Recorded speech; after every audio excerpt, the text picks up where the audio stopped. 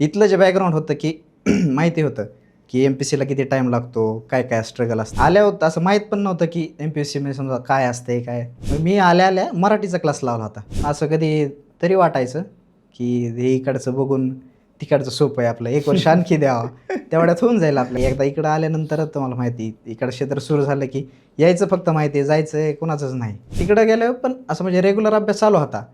पण नंतर आता आपण म्हणतो ना की वयाची 25शी झाल्यानंतर मग समजतं की खरी म्हणजे जबाबदारी. कुठंच सेलिब्रेशन वगैरे नाही किंवा कोणाला सांगितलेलं नाही, काही नाही, काही नाही.